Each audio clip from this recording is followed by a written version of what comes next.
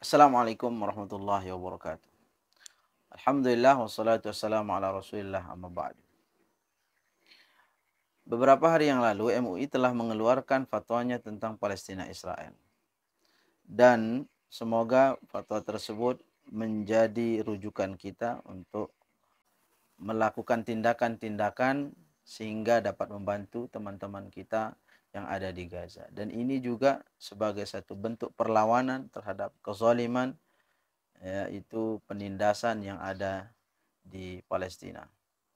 Beberapa hari yang lalu, saya mau mengupload sebuah video tentang media-media internasional yang berhubungan sekali dengan Zionis. Kan tapi video itu di take down dan dihapus. Dan ala kulli hal, itu menjadi sebuah bukti tambahan bahwa memang kita ini sedang dikontrol hari ini. Apa yang mereka tidak sukai, mereka akan hapus. Dan apa yang mereka sukai atau sesuai dengan mereka, mereka biarkan. Dan ini adalah kontrol secara tidak langsung. Kita kembali ke fatwa. Fatwa MUI berisi tentang wajib hukumnya mendukung saudara-saudara kita yang ada di Palestina, yang berarti juga haram hukumnya mendukung Zionis Israel.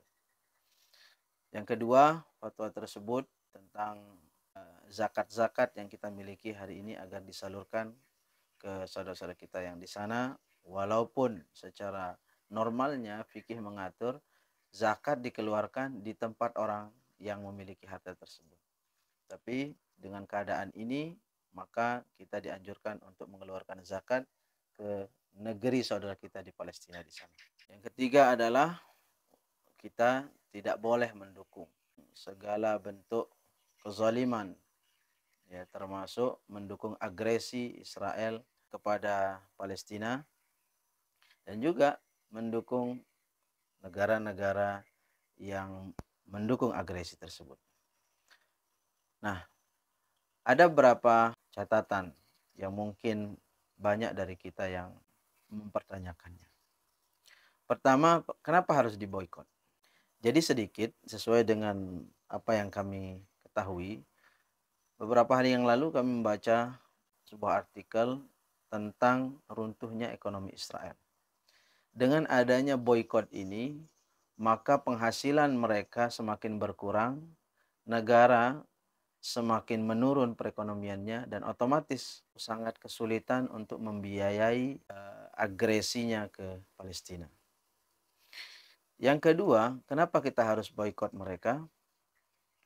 Karena ini adalah bentuk perlawanan kita. Kita sebagai umat muslim, kita dianjurkan untuk membantu teman-teman kita yang ada di sana. Akan tetapi bagaimana cara kita membantunya? Apakah hanya dengan menyalurkan bantuan saja? Itu tidak menyelesaikan masalah. Pangkas dari akarnya. Akar masalahnya adalah Israel, Zionis ini. Sehingga perlu kita memangkas atau menghancurkan akarnya sehingga ini tidak lagi terjadi. Dan agar umat Islam tidak diremehkan oleh bangsa Zionis. Yang selanjutnya adalah bagaimana dengan produk-produk yang harus kita boikot. Ya, ada yang mengatakan fatwa ini tidak jelas, kenapa tidak di-list produk-produknya. Teman-teman sekalian, hukum itu seyogianya dia harus bersifat am, harusnya tidak bersifat khusus, ya. Karena kalau ini dirincikan dan di situ ada produk-produk yang mana produk itu beberapa hari kemudian, ya, memutuskan kerjasamanya dengan Israel, maka kita merugikan orang lain. Dan hukum itu menjadi solusi, bukan menjadi pembawa masalah. Dan ini adalah kebijaksanaan dari MUI, bahwa kita sebagai umat Islam diberikan keleluasaan untuk mengobservasi dan melihat secara seksama. Kita sudah punya akses internet dan kita sudah bisa melacaknya. Kita lihat mana produk-produk yang kira-kira memberikan kontribusi besar untuk membiayai atau memberikan dana untuk agresinya ke Palestina ini. Itulah yang kita boikot. Jadi tidak semua produk, ya. Ada yang bertanya apakah semua produk kita boikot? Enggak. Ya, jadi ada produk-produk yang tidak secara langsung itu signifikan berkontribusi kepada Israel. Contohnya, ya, sosial media. Ini kan produk-produk yang ada kaitannya dengan mereka. Tapi bahkan sosial media inilah yang menjadi senjata kita sekarang untuk menyerang mereka. Yang kedua, elektronik seperti laptop, ya, chipsetnya itu kan dari Israel. Nah, kita tidak memiliki opsi lain, tidak memiliki opsi lain kecuali produk itu, maka tidak masalah. Ya.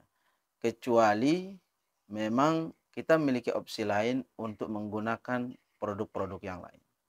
Sehingga inilah bentuk kebijaksanaan dan kemudahan yang diberikan oleh MUI untuk tidak mendetailkan. Bahkan, ya, boikot produk itu bukan diwajibkan, tapi merupakan himbauan dari MUI.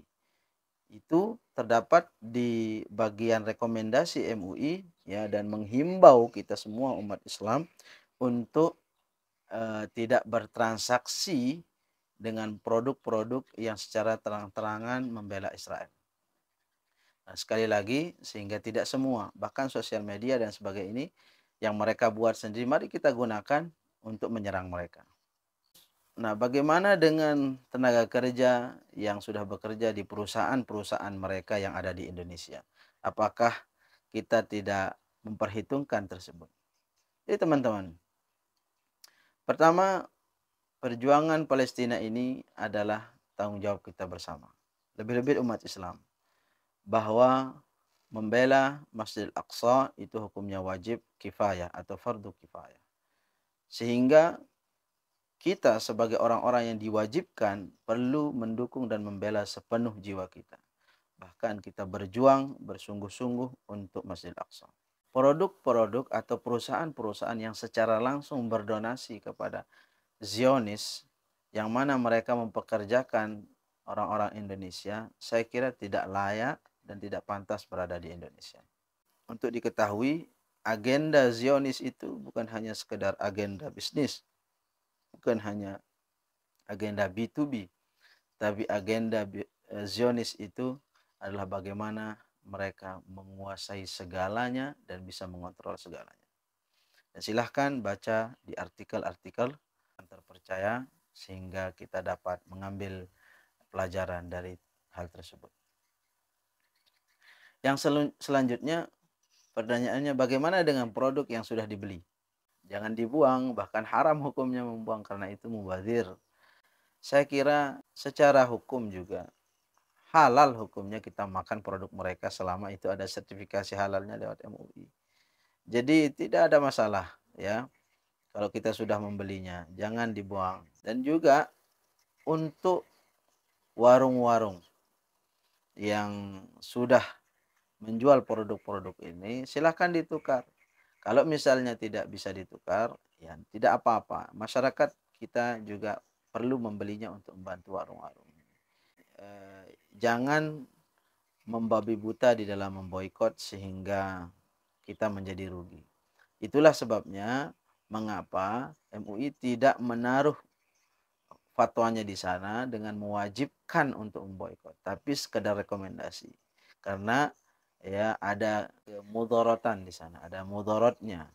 Sehingga nanti kalau kita tidak membeli produk-produk warung tetangga kita, maka ini akan berdampak kepada warung-warung tetangga juga. Dan ini juga mungkin menjadi diskusi kita, dan mudah-mudahan nanti ada komen-komen yang mendidik, yang membuka wawasan kita sehingga kita bisa belajar. Wallahu alam.